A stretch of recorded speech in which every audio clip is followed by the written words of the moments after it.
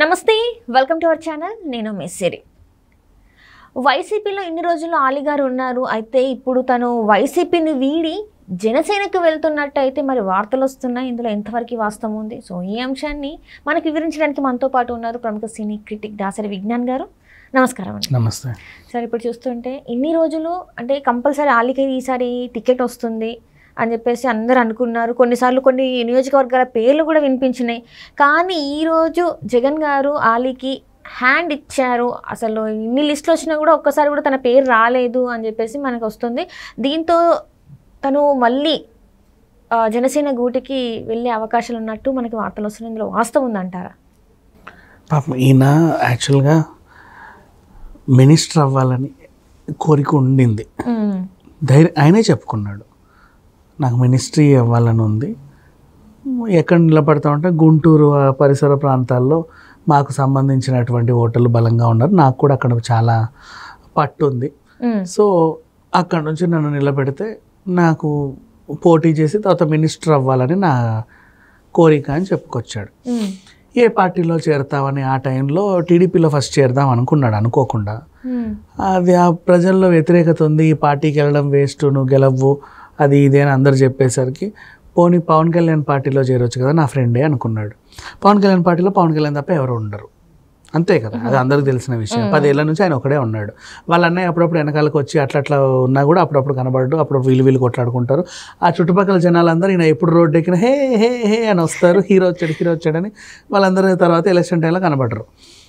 So ఇట్లాంటి పార్టీలో చేయడం ఎందుకులే, తలా తోకలేని పనికి మాలిన పార్టీ అని చెప్పేసి ఈయన ఏం చేశాడు, వైసీపీ ఇప్పుడు నెక్స్ట్ అధికారంలోకి రాబోతుంది అని బలంగా తెలిసిన తర్వాత అందరు సర్వేలు మాటలు విని వైసీపీలో చేరాడు. అందరికీ చెప్పుకున్నాడు, మేము అందరం కలిసి జగన్ని సీఎం చేయాలనుకున్నామండి అని ఎలక్షన్ల ముందు చెప్పాడు. ఆయన మాట చలువు జగన్ గారు సీఎం అయ్యారు, ఇప్పుడు రాష్ట్రాన్ని ఏలుతున్నారు. మొన్నే ఆయన ఇప్పుడు ఈసీ రూల్కి వచ్చింది, తెల్లారితే ఎలక్షన్లు వస్తున్నాయి. ఇప్పటివరకు ఆయన ఆ లిస్ట్ లాస్ట్ ఎలక్షన్ టైంలో ఆయనకి ఇప్పటిదాకా ఎక్కడి నుంచి అయితే పోటీ చేయించాల. 10 లిస్టులు ఒక లిస్ట్ అనేది రిలీజ్ చేస్తే ఆ 10-12 పేర్లలో కూడా ఈయన పేరు లేదు. ఇంకో లిస్ట్ ఏదైనా బయటకు వస్తే అక్కడ ఈయన పేరు లేదు. పోనీ లిస్టులో లేదు, వెనకాల ఏమన్నా అనుకుంటున్నారా మీకేమన్నా వస్తుందని, మీరు కాకినాడ నుంచో, కర్నూలు నుంచో, నంద్యాల నుంచో, రాజమండ్రి నుంచో, గుంటూరు నుంచో ఎవరో ఒకరు ఏమన్నా అనుకుంటున్నారా అంటే ఆవిడ అబ్బే చిచ్చి మీ పేరు అసలు రాలేదండి, మీ గురించి మర్చిపోయి, మీరు ఉన్నారా ఇంకా పార్టీలో అని అడిగేలాగా అలా ఉంది. ఎవరిని అడిగినా అలాగే చెప్తున్నారు. సో ఈయనకి ఏమనిపించింది, ఎందుకు అనవసరంగా వచ్చాను రా బాబా, అసలు ఇది ఏమన్నా వ్యూహమా అంటే అవును. వాళ్ళు ఏమనుకున్నారంటే అలీ అండ్ పవన్ కళ్యాణ్ మంచి ఫ్రెండ్స్. సో నువ్వు ఆయన్ని పార్టీలో ఏదో రకంగా ఆయన పార్టీలో చేరాడు. యాక్చువల్గా అలీ పార్టీలో చేరింది నీ పార్టీ అధికారంలోకి వస్తుందనే తప్పితే నీ మీద మమకారంతో కాదు. ఎంత కాదన్నా అలీ అనేవాడు పవన్ కళ్యాణ్ కోవర్టే. ఇక్కడ నీ విషయాలన్నీ పవన్ కళ్యాణ్ చెప్పేది ఆయనే. మొత్తం నీ గురించి మొత్తం A to Z తీసుకెళ్ళి మోసుకెళ్తాడు, జాగ్రత్త అని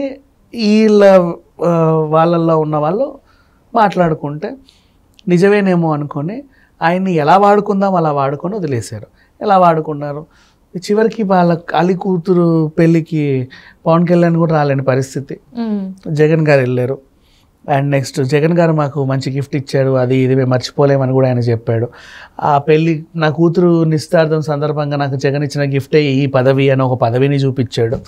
ఏంటో సంథింగ్ హీఈస్ హ్యాపీ వాటి వల్ల అని ఆయన చెప్పుకున్నాడు. జగన్ ప్రతిసారి గ్యాప్ దొరికిన ప్రతిసారి మోస్తా వచ్చాడు. అండ్ జగన్ కూడా దొరికింది కదా అని చెప్పేసి ఆయన పవన్ కళ్యాణ్ కూడా తిట్టిపిచ్చుకున్నాడు 2-3 సందర్భాల్లో. ఇప్పుడు ఏంటి ఎక్కడో వీళ్ళిద్దరు చెడింది అనుకున్నా సరే, ఎంత కాదన్నా వీళ్ళు సినిమా వాళ్ళు, వీళ్ళు ఎప్పటి నుంచో కలిసి ఉన్నారు. జస్ట్ మన కోసం వాళ్ళు ఎందుకు అట్లా అవుతారు? ఎంతైనా అలీ పవన్ కళ్యాణ్ కోవర్టే, మన దగ్గర ఉంటా అన్నీ అక్కడికి చేరదీస్తాడు, జాగ్రత్త.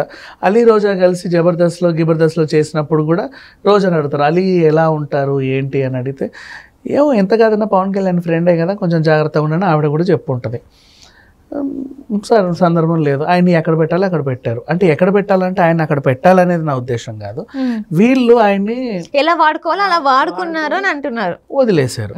ఆయనకి ఇప్పుడు ఏంటంటే ఏ పార్టీ అంటే చూస్తున్నాడు.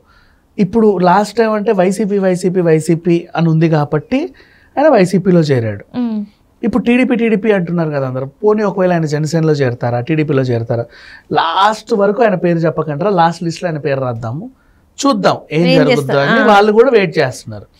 ఫస్ట్ లిస్ట్ వచ్చింది, లిస్ట్ రాగానే ఈయన నా పేరు లేదేంటి అనుకున్నాడు. రెండో లిస్ట్ వస్తే నా పేరు లేదేంటి అనుకుంటాడు. మూడోసారి వెనక వాళ్ళ వీళ్ళని అడుగుతారు, అసలు మీ పేరు ఏంటండి అని వాళ్ళు అడుగుతారు. అంటే అంతవరకు తెచ్చుకున్న తర్వాత ఇన్ని చేశాక ఉంటాడా లేదా అని బాగా టెస్ట్ చేసి, అయినా సరే అలీ పర్వాలేదులే, నష్టమేం లేదు, నేను జగనన్న కోసం వచ్చాను, వీళ్ళ కోసం, ఇది కాకపోతే నాకు ఏదో ఒకటి మంచి చేస్తారు, వీళ్ళన్నీ ఆలోచిస్తారు అని ఆయన అనుకుని అక్కడే ఉన్నాడు అనుకో, అప్పుడు నమ్మి గబుక్కున ఈయనని ఎంపీకి లేకపోతే ఎమ్మెల్యేకి ఏదో మంచి టికెట్ ఇస్తాడు 100%. అది ఇచ్చి మినిస్టర్ని చేసిన ఆశ్చర్యం లేదు ఒకవేళ వాళ్ళు గెలిస్తే. అంటే అట్లా వాళ్ళు కూడా టెస్టులు చేస్తూ ఉంటారు. ఎందుకంటే ఒక మనిషి ఒకటి ప్రాణ స్నేహితుడు, నా పార్టీ అధికారంలో ఉంది కాబట్టి నా దగ్గరకు వచ్చాడు, ఆయన కూడా మినిస్టర్ అవ్వాలని ఆశ ఉంది కాబట్టి.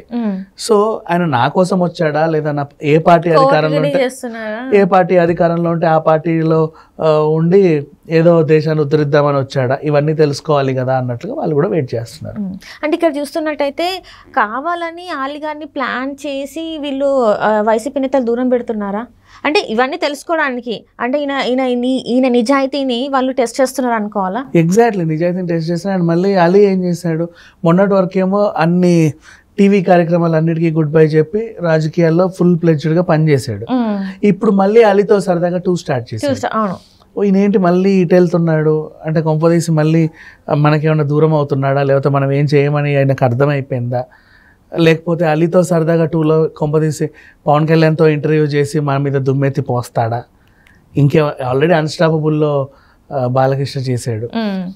సో సంథింగ్ వాళ్ళు మేము ఒకటే అని చెప్పడానికి మాకు ఇంకేమన్నా షాకుల మీద షాకులు ఇస్తారా, ఏదేమైనా ఈ సినిమా వాళ్ళని నమ్మొద్దు, ఎప్పుడు ఏం చేస్తారో, ఎందుకైనా మంచిది ఒక కంటగాని పెడతా ఉంటారు. సినిమా వాళ్ళు ఏమో ఎంత కాదనుకున్నా రాజకీయ నాయకుల్ని నమ్మొద్దు, వాడుకొని వదిలేస్తారని వీళ్ళు, వాళ్ళు కూడా సినిమా వాళ్ళని నమ్మొద్దు, ఏ క్యారెక్టర్ బాగుంటే ఆ క్యారెక్టర్లో జీవిస్తారని వాళ్ళు. ఇక్కడ నమ్మకాల మధ్య అలీ అతనికి అటు ఇటు అవుతున్నాడు, డైలమాలో ఉన్నాడు. కానీ పాపం ఆయన మాత్రం ఒక మినిస్టర్ అవుదాం అనుకోండి, పార్టీ అనేది పక్కన పెట్టేసి ఒక మినిస్టర్ అయ్యి జనాలకు ఆయన ఏంటో చూపిద్దాం అనుకుంటున్నాడు. అలీ నిజంగా చాలా మంచి వ్యక్తి. ఇంకా అలీ గురించి పర్సనల్గా చెప్పాలి అనుకుంటే ఇండస్ట్రీలో ఎవరిని అడిగినా చెప్తారు, ఆయన అసిస్టెంట్లకు కూడా ఇల్లు కట్టించి ఇచ్చాడు.